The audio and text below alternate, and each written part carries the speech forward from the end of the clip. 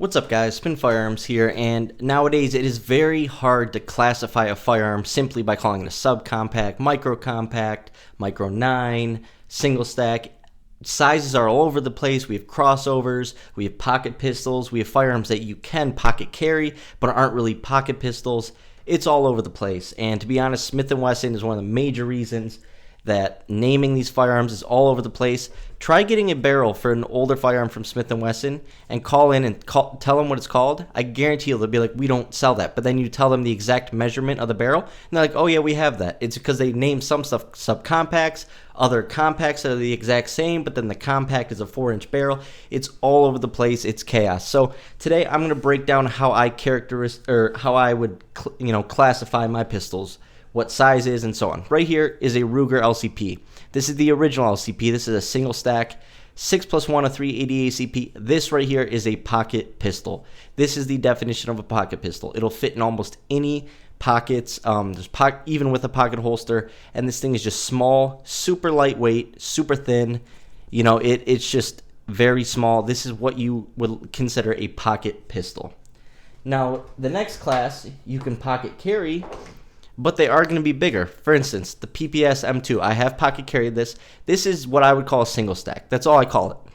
I don't call it a micro 9. I don't call it anything like that. I just call it a single stack. This is going to be like your FN 503, your PPS, your XDS from Springfield Armory, your Glock 43, your Shield from Smith & Wesson, and those tend to have 3-inch barrels to 3.5-inch barrels. 3-inch barrels to about 3.4-inch barrels, somewhere in between there.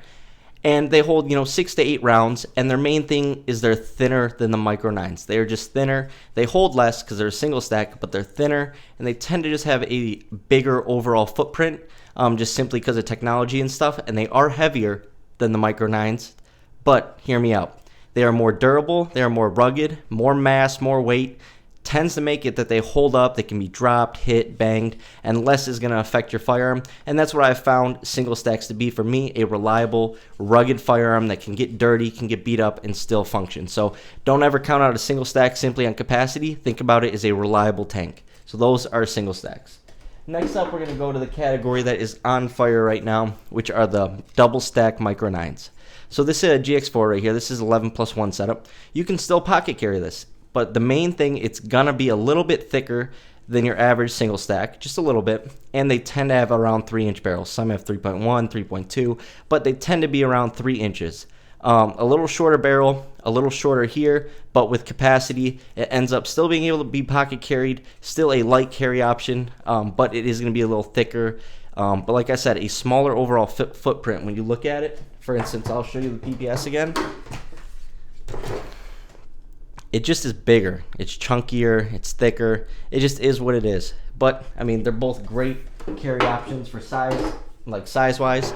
Right here is what I consider a subcompact. When you think of the Canik subcompact, it's a little bigger than this, or the, CZ P10S has a longer barrel, but it's still going to have about this height, and then on top of that with similar capacity, and about the same width, being about like 1.25 inches or so, is roughly where I would consider a subcompact. It's going to be a double stack, but at the same time, it's not as new technology, therefore it's going to be thicker, with about the same capacity as a micro 9. But the Glock 26 is the absolute pinnacle of that. That is my favorite firearm in the world. This is my go-to carry option right here. Love this thing. But this is going to be the size. Like I said, thicker, just overall. A similar footprint when you look at it this way, but you turn it and you notice that thickness right away. I'll show you the GX4. You notice the thickness. But 12 rounds on the right, 11+1 on the left. So, it's comparable. But these are going to tend to have a 3.5-inch barrel to about 3.9. I think the CZ P10S is like 3.8 or something like that. This is a 3.5-inch barrel. They're going to be 3.5-inch and up, so it's a longer barrel. It's going to be heavier, but that helps for more shootability.